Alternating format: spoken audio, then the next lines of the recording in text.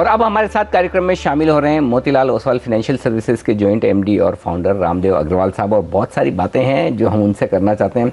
एक एक करके शुरुआत करें। सबसे पहले आपको बता दूं, वैसे तो रामदेव सर को आप हम सब अच्छे से जानते हैं, लेकिन जिन लोगों को नहीं पता है वो बता दूं कि वो एक चार्टर्ड अकाउंटेंट भी हैं। रामदेव सर, इसी से शुरुआत करते हैं। अभी 1 जुलाई को मोदी साहब सीए डे पर भाषण देने पहुंचे इंस्टीट्यूट में, और काफ़ी कुछ खरी खोटी सुनाई उन्होंने चार्टर्ड अकाउंटेंट्स को, लेसन्स दिए। कल एक्शन भी हुआ कुछ 12 सीए फर्म्स के अगेंस्ट में कि आप कर चोरी करवा रहे हो। तो जो सीए लोगों के ऊपर जो ये नज़र पड़ी है, और जो क्वेश्चन मार्क लग रहे हैं, कैसे देखते हैं आप? एक तो पहली बात ये कि आई थिंक सरकार ने पहली बार समझ में आया सरकार को कि मतलब कहाँ पर मतलब अटैक करना चाहिए, मतलब वेयर एग्जैक्टली प्रॉब्लम है। हाँ, प्रॉब्लम है। सो ये जो सीए कम्युनिटी जो थी, मतलब they are really powerful and they are, मतलब इनके एडवाइस का बहुत कीमत है। कोई क्लाइंट जो है उनके एडवाइस के बिना या उनके हेल्प के बिना कुछ कर सके, तो वो उनके खुद के एम्प्लॉय होंगे या एडवाइजर्स होंगे, राइट। उसके बिना तो मतलब पत्ता नहीं हिलता, समझो आप। मतलब वर्थ वाइल कहीं पर भी जो है ना, काम नहीं हो सकता उनके बिना। ये तो एकदम क्लियर है। वो प्रधानमंत्री साहब को भी समझ में आ गया कि इनके बिना कुछ काम होना नहीं जी। और सो उन्होंने फुल क्रेडिट दिया, और वो फंक्शन भी क्या विहंगम फंक्शन था। तो एंड वेरी फर्स्ट अप्रोच, मतलब जीएसटी होने के बाद पहला फंक्शन और शायद द ओनली फंक्शन ही attended was this. So clearly somebody has been advised rightly कि आप यहाँ जाएं, इनसे बात करें, अपील करें उनसे। And I think time has come, समय आ गया कि हम जो प्रोफेशनल्स हैं, वो जो हमारे कंडक्ट हैं, कोड ऑफ कंडक्ट जो है, वो एक्चुअली लिटरली फॉलो करें। और जहाँ से गलती तो होती है, लेकिन जहाँ समझ में आता है कि ये चीज़ गलत है, एक तो वो करें ना, दूसरा ये कि सामने वाले का एडवाइस भी करें। जैसे कोई स्पेकुलेशन करने आता है मेरे यहाँ, जैसे कोई आता है कि भाई सर हमको 6 महीने का पैसा है, 10% मिल जाएगा क्या, 15% मिल जाएगा क्या, या आपके यहाँ रिटर्न 25% मिला है, 40% मिला है तो हो जाए। भाई ये सब गलत है, मतलब जो हुआ है वो हो गया है। हाँ, लेकिन मतलब आज पैसे डालने के लिए आपको ये समझो कि एक तो पहली बार जो 1-2 साल के लिए आओ ही मत इक्विटी में। ठीक बात है। आप आओ सिर्फ 3 से ऊपर क्या हुआ, ऑब्वियसली कहीं इट इज़ नॉट, ये मतलब मेरे बिजनेस के लिए अच्छा नहीं है, लेकिन you have to give the right advice. Right advice देने से 90% काम तो राइट एडवाइस देने से हो जाता है। और सर रामदेव सर, जो आप खुलकर एक्सेप्ट कर रहे हैं कि हाँ चार्टर्ड अकाउंटेंट्स का बड़ा रोल है और उन्हें इंट्रोस्पेक्शन करना चाहिए, ये लोग मानते हैं, समझते हैं, लेकिन सीए लोग जो अपने डिफेंस में 2 बातें कह रहे हैं। एक बात तो ये है कि खाली हमें ही क्यों पकड़ा जा रहा है, इनकम टैक्स ऑफिसर्स भी तो उतने ही जिम्मेदार हैं। दूसरा है कि खाली हमारे ही प्रोफेशन को क्यों।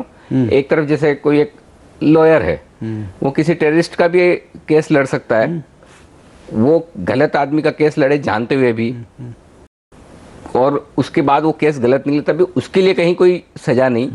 इनकम टैक्स डिपार्टमेंट वाले वो भी सारे सब कुछ ये सब करते हैं, इनमें उतने ही भागीदार हैं जितने सीए करते होंगे, वो बच जाते हैं। तो खाली सीए ही सिंगल आउट क्यों? भाई देखो, जो मेरे हाथ में उसको ठीक करने का है, सही है। I should not be worried about कि दूसरे क्या कर रहे हैं, दूसरों क्या गलती है।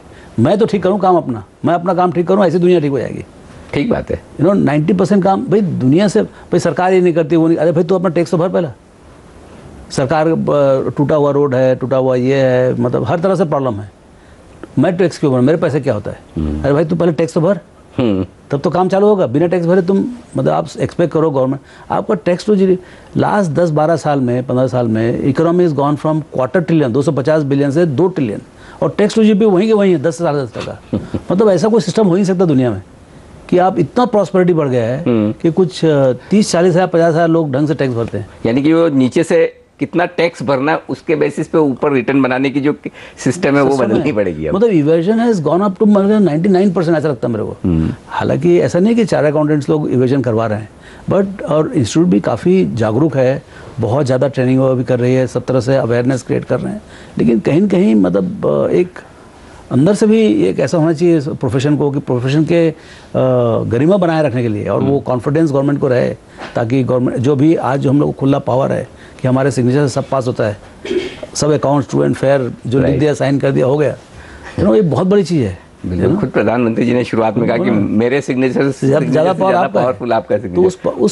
तो उस गरिमा को मेंटेन करने के लिए आई थिंक ये हर चार्टर्ड अकाउंटेंट के एक ये है कि भाई वो सही एडवाइस दें, और सही काम करें और उनको रोकें कि वो गलत ना करें, उनको समझाएं गलत करने का क्या घाटा है। और मेरे ख्याल से प्रधानमंत्री जी का मूड थोड़ा डिमोनेटाइजेशन के बाद खराब हुआ, क्योंकि डिमोनेटाइजेशन में जिस तरह से नोट बदली हुए हैं, कुछ बैंकर्स, कुछ चार्टर्ड अकाउंटेंट्स, उनकी भूमिका रही होंगी उस लिहाज से अब वो चांस ये नहीं लेना चाहते कि जीएसटी को लेकर कोई इस तरह की चीज़ें हों जो इम्प्लीमेंटेशन में दिक्कत हो। जीएसटी आ गया, लागू हो गया, लाइफ एज यूजुअल है, जो डर था वो पूरा निकल जाना चाहिए और मार्केट पर कोई असर नहीं होगा इसका। देखिए ये सबसे बड़ा ईज़ ऑफ डूइंग बिजनेस है। आज मेरे कोई सर्वे बता रहा था कि मुंबई में ऑक्ट्राय का 7,000 करोड़ का कलेक्शन था और वहाँ पर मतलब पूरे मेला लगे होते थे पूरे, 3,500 ऑक्ट्राय एजेंट थे, कंसल्टेंट थे। आप समझो, आप 7,000 कलेक्शन में 3,500 कंसल्टेंट थे। तो कंसल्टेंट क्या करते थे समझिए आप, मतलब कितना कुछ होता था पीछे और उसके लिए टाइम कितना ख़राब होता था, बिजनेसमैन का कितना दिल जलता था और मार्केट इतना प्रोटेक्टेड रख के मतलब जो ढंग से काम होता था वो पूरा ख़त्म हो गया। You can just walk in, there is no octroi नाका एट ऑल। तो ये जो इस टाइप के जो रिफॉर्म्स हैं, जो मतलब ये तो खैर मुंबई में हुआ और कई दूसरे स्टेट्स और इंटर स्टेट में आपने देखे होंगे। वो दहीसर में मतलब तो ऑलरेडी चेक पोस्ट सारी बंद हो गई। जैसे दहीसर से क्रॉस करना वाज अ नाइटमेयर पहले, तो अभी मेरे ख्याल से it must already become smooth. तो ये टोटल इफेक्ट जो होगा इकोनॉमी में, मतलब यहाँ पर हजारों करोड़ तो पेट्रोल डीजल जाते थे वहाँ पर खड़े खड़े लोग, वहाँ पर मतलब literally they were living there, मतलब अपने ट्रक में या जहाँ भी they were just living. So all kinds of food and सब तरह के काम। तो मेरे ख्याल से इसका जो टोटल इफेक्ट है वो 4-6 महीने बाद समझ में आएगा, ईज़ ऑफ डूइंग बिजनेस। दूसरा क्या है, आपका जीएसटी आज से चालू हुआ है, तो जीएसटी के बाद जो आपको रैशनलाइजेशन जो करने का था, you can not do it even 1 day before. भाई जैसे मतलब मेरे को 50 गोडाउन है, मेरे को उसमें से 50 में से 25 रखने हैं, तो मैं थोड़ी कर सकता हूँ एक दिन पहले, क्योंकि मेरा तो बिजनेस कल तक चल रहा है। तो अब यहाँ से वो रैशनलाइजेशन चालू होगा। जैसे ब्रिटानिया वालों से मिले थे तो वो बोलते हैं कि हमारा जो लीड ये है, जो मतलब फिनिश प्रोडक्ट है, वो 425 किलोमीटर चल के आपको आता है और रॉ मटेरियल भी 425 किलोमीटर चल के आता है। तो ये जो तो रॉ मटेरियल तो रैशनलाइज कर चुके हैं, फिनिश प्रोडक्ट को नाउ दे रैशनलाइज, तो उसमें 25-30 किलोमीटर का आपका ये बचेगा। बिल्कुल। तो ये सब काम तो अब चालू होगा ना यहाँ से। तो जीएसटी के अच्छे और पॉजिटिव असर अब दिखना शुरू होंगे इकोनॉमी पर, लेकिन बाजार पर किस तरह से दिखेंगे इस पर बातचीत करेंगे रामदेव सर से इस छोटे से ब्रेक के बाद।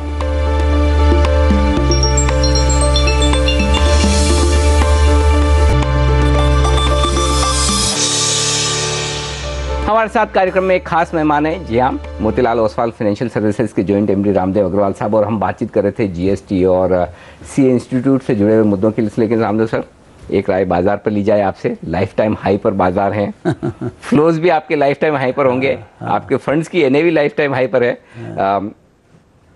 जो झटके छोटे मोटे लग रहे हैं उससे डरने की जरूरत नहीं है, तेजी का रुझान बरकरार रहेगा। लगता तो ऐसी है, मतलब देखिए एक बात पक्का है कि इतना ज़्यादा क्वेश्चन करके कि भाई बाजार मतलब गिर जाए क्या, जितना जो कंसर्न है और कितने लोग बाहर फेंस में बैठे हुए हैं, वो देख के तो लगता नहीं कि बाजार का ये टॉप है करके। बाजार का बहुत लंबा रास्ता है। अच्छा। दूसरा ये कि फ्लो भी चालू हुआ है, 1-1.5 साल से फ्लो चल रहा है, तो ये फ्लो भी बहुत बड़ा होगा। So the issue is now, जो शेयर्स जो हैं, जो अच्छे शेयर्स हैं जिसमें हम जनरली इन्वेस्ट करना चाहते हैं, वो भी थोड़ा महंगे हो गए हैं, क्योंकि ग्रोथ है नहीं, अंडरलाइंग इकोनॉमी बहुत स्लो है। तो उसी कारण से क्या है कि जो अभी जो करंट अर्निंग्स हैं उसके मल्टीपल्स थोड़े ऊंचे हैं। तो यहाँ से मेरे को ऐसा लगता है कि आप यदि पूरा पोर्टफोलियो बनाएंगे तो प्रॉस्पेक्टिव रिटर्न जो है 1 साल 1.5 साल का रिटर्न जो है हो सकता है थोड़ा म्यूटेड हो, थोड़ा कम हो, क्योंकि ये बाइंग लिटिल हाई। लेकिन जैसे मतलब 100 की चीज़ मान लो 110 में खरीद रहे हैं, तो आपको यदि 120 रुपये 115 रुपये कमाने हैं 1 साल में, तो सिर्फ 5% बनेगा, या 2 साल में 30% बनाएगा तो ठीक है 20% ही बनेगा। So clearly short term prospective return definitely मेरे ख्याल से थोड़ा नीचे ही आएगा। Generally we have seen that. लेकिन ये ऐसा समय है क्या कि आप बेच बचा के निकल जाओ, तो मेरे को ऐसा नहीं लगता है। क्योंकि मतलब है उसको तो कम से कम रखो आप आराम से, जल्दबाजी ना करो। हाँ क्लियरली, मतलब actually you must build a portfolio also, you must build a portfolio also in a systematic way, जो आपको समझ में आता है वो करें, and slowly you must build a portfolio. ऐसा नहीं कल जाके कुछ भी कर सकते हैं, लेकिन this a time to build portfolio and stay on for longer term. Because अभी इंडिया की कहानी, अभी जितने जो ये सब ईज ऑफ डूइंग बिजनेस होते जा रहे हैं, चाहे जीएसटी हो गया, चाहे डिमोनेटाइजेशन हो गया, चाहे आगे हो जितने भी रिफॉर्म्स होंगे, वो सबसे एक हवन की तैयारी हो रही है, बड़ी हवन की तैयारी हो रही है, बड़े ग्रोथ की तैयारी हो रही है। जैसे 9% 10% ग्रोथ की तैयारी हो रही है। अब वो अगले साल होगा, उसके अगले साल होगा, वो मेरे नहीं मालूम, लेकिन वो होना ही है बिफोर एवरीथिंग कोलैप्सेस। सो ये जो मतलब India is at the centre of the global growth, you can say. अब ये कब होगा, कैसे होगा, ये बहुत डिफिकल्ट है बताने का, लेकिन मेरे को ऐसा लगता है ये 5-7 साल जो सामने दिख रहा है, ये बहुत अपॉर्चुन टाइम है to stay invested in the market. यदि आपको बहुत डर लगता है आप ना खरीदें आगे, लेकिन अभी जो पोर्टफोलियो है वो तो आप मेंटेन करके रखें। एक्चुअली आज सुबह हम जब शो कर रहे थे 9:30 बजे हम आपको याद कर रहे थे शो के बीच में, और हमने जिक्र भी किया था ICICI प्रूडेंशियल, वो एक स्टॉक है जो आज 500 के पार निकल गया। और मुझे याद है पिछली बार जब मैंने आपका इंटरव्यू किया था, आप ये कह रहे थे कि जो फ्लोज आ रहे हैं म्यूचुअल फंड, इंश्योरेंस, ब्रोकरेज, ये जो कंपनियां हैं इनका बिजनेस, फाइनेंशियल सर्विसेज वाली कंपनियों का जो बिजनेस बढ़ने वाला है, और ये अब सब FIs की रिपोर्ट्स अब आने लगी है जो आप बात कर रहे थे। अब हिंदुस्तान में फिर क्या, एक तो फाइनेंशियल सर्विसेज टाइप हो गया, दूसरा जो कंजम्पशन से जुड़ी, जो आप कहते थे कि ब्रांडेड कंपनियां जो है, क्या यही थीम्स काम करने वाली हैं या कुछ और नया देख रहे हैं आप? देखिए नए आइडियाज़ तो आएंगे ही क्लियरली। ऐसी कंट्री जहाँ पर जो सब जगह हो चुका है वो वहाँ अब होता है। जैसे अभी एसेट मैनेजमेंट कंपनी सब आएंगे, HDFC, ICICI, अरुणो, कोटक, लेकिन ये सब कंपनी जो है ना काफ़ी पब्लिक इशू आएंगे, तो वो एक नया सेगमेंट खुलेगा। अभी लास्ट ईयर में हम देख रहे हैं insurance companies, private insurance company, आपका ICICI इंश्योरेंस हो गया, मैक्स हो गया, HDFC लाइफ का भी अनाउंस हो गया। सो पूरा इंश्योरेंस विल बी लिस्टेड, फिर नाउ पूरा AMC विल बी लिस्टेड, आपके बैंक्स तो हैं। So there are lot of growth segments which are coming up. आपको एक जैसे भी स्टॉक एक्सचेंज लिस्ट होंगे, NSE लिस्ट होगा, बात है मतलब BSE लिस्ट हो गया। सो ऐसे बहुत बड़े बड़े आइडियाज़ आएंगे रास्ते में। आपको 2-3 नए आइडिया चाहिए साल में, तो इतने तो मिल जाएंगे इतना आराम से। अच्छा, जहाँ से हमने शुरुआत की, मैं अपनी बातचीत वहीं से ख़त्म करना चाहता हूँ। और अब प्रधानमंत्री जी से हमने शुरुआत की थी, और अभी प्रधानमंत्री जी 3 दिन की यात्रा पे आज इजराइल पहुँचे हैं। और मुझे याद है इजराइल में वो 3 दिन दे रहे हैं, बड़ा टाइम है, क्योंकि अभी 3 दिन में तो इतने देश घूम के आ गए, खाली एक इजराइल में। और आप अभी मेरे ख्याल से 2-3 महीने पहले आप इजराइल जाए।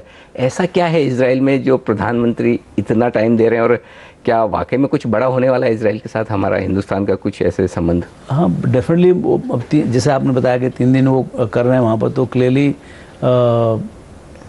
एक बहुत स्ट्रैटेजिक पोजिशनिंग है इजराइल का कि पूरे रीजन में, और जो हमारे जो प्रॉब्लम्स हैं बॉर्डर के, जो जियोपॉलिटिकल प्रॉब्लम्स हैं, और जो एग्रीकल्चर में जो अपॉर्चुनिटी है, जो वहाँ पर मैं खुद जाके वहाँ पर काफ़ी एग्रीकल्चर का देख के आया था। मतलब पूरा डेजर्ट एरिया है, लेकिन the way it's a very green country actually. अच्छा, हाँ, despite being a desert reason.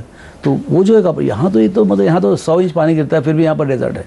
100 inch पानी गिरने के बाद भी हमारे खेत सब खाली हैं। तो ये जो अपॉर्चुनिटी है, कैसे वो, मेरे ख्याल I am more interested in seeing कि मतलब एग्रीकल्चर साइड क्या क्या कर सकते हैं। अच्छा, कि इजराइल के साथ में कैसे हम हमारे मतलब डिफेंस और एग्रीकल्चर, दो चीजें। एग्रीकल्चर डिफेंस तो खैर वो करेंगे, but that's more strategic and वो वाला मामला है। लेकिन जो एग्रीकल्चर साइड में जो सबसे बड़ा अपॉर्चुनिटी है वो बहुत भयंकर है।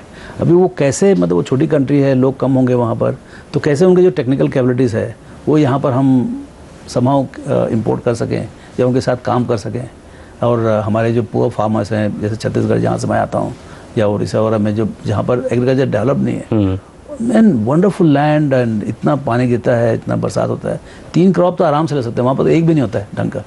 तो वो जो एक अपॉर्चुनिटी है वो बहुत बड़ा है। देखते हैं अभी 3 दिन में मोदी साहब को क्या पूरा समझ है, उनको क्या कहाँ क्या करना है particularly. So I am very hopeful. बिल्कुल, बहुत बहुत शुक्रिया सर आपका हमारे लिए वक्त निकालने के लिए और तमाम मुद्दों पर आज अपनी राय देने के लिए। तो ये थे रामदेव अग्रवाल साहब, जो बताते हुए अपनी राय बाजार पर और बाकी सारे मुद्दों पर। वक्त एक ब्रेक का, सो आपका में इतना ही। ब्रेक के बाद लेकर आएंगे आपके लिए कमोडिटी अपडेट।